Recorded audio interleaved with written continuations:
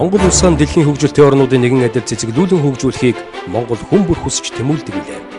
Харин энэхүү хөгжлийг бид хэрхэн авчрах ёстой?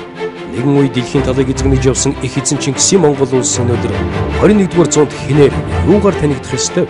Дэлхийн нийтэд Монгол гэдэг үг ямар төсөөлөл төрүүлэх ёстой вэ? Эдгээр асуултын хариуг бид хамтдаа олох учиртай. Монгол хүн болгоны ухамсар, ухаал шигсэн зөв хариултыг бид бүгдээрээ тодорхойлох ёстой.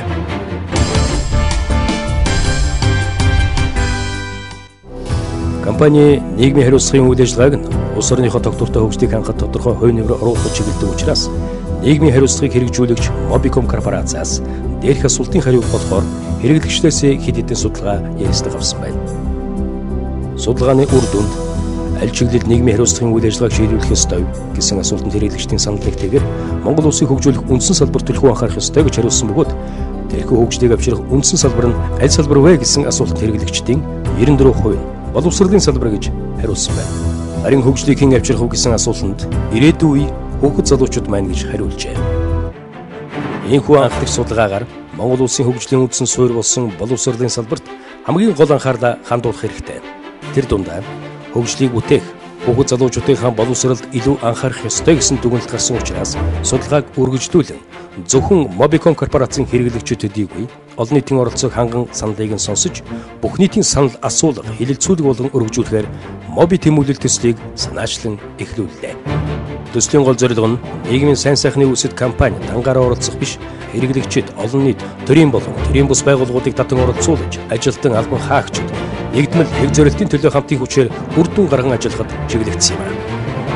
2009 оны 10 сарын 28-нд Моби тэмүүлэл төслийн нээлт Монголын ирээдүйн хүүхэд залуусаад зорилго тэмүүлэлтэд хүрэхэд нь бид хамтдаа хэрхэн хөдлөх вэ хэлэлцүүлэх асуултаар эхэллээ.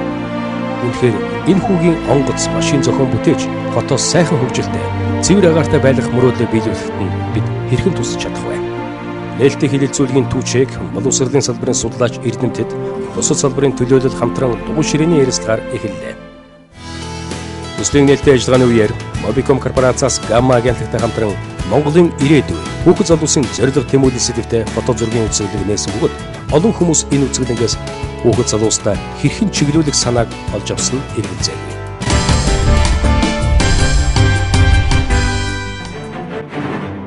Дугуй ширээний ярилцлагад ирж оролцсон зочид боловсрол хөгжлийн гол түлхүүр гэдэгтээ санал нэгдэж хүүхэд залуусаад зорилго тэмүүлэлдээ хүрэхэд нь хэрхэн зөв чиглүүлж, хэрхэн туслах талаар олон санал санаачлаг гарган ярилцлаа.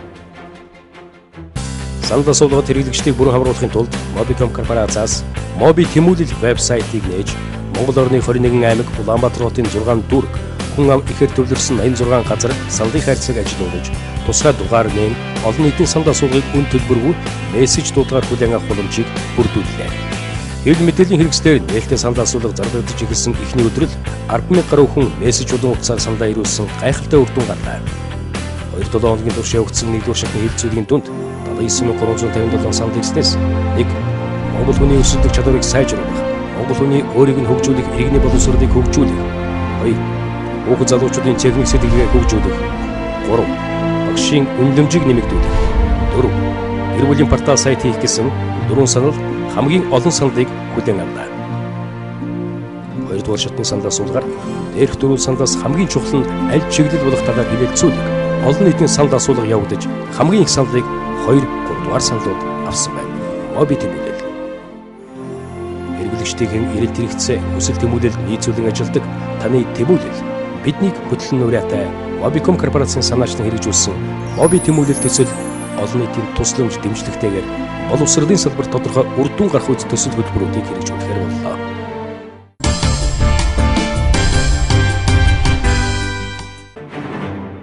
Монголын ирээдүйн хүүхэд залуучуудаа зорилго тэмүүлэлдээ хүрэхэд нь хөтлөж чадах олон үнэтэй саналыг өгсөн та бүхэндээ баярлалаа. Хариултыг хамтдаа оллоо. Хамтдаа хэрэгжүүлж ажил болгох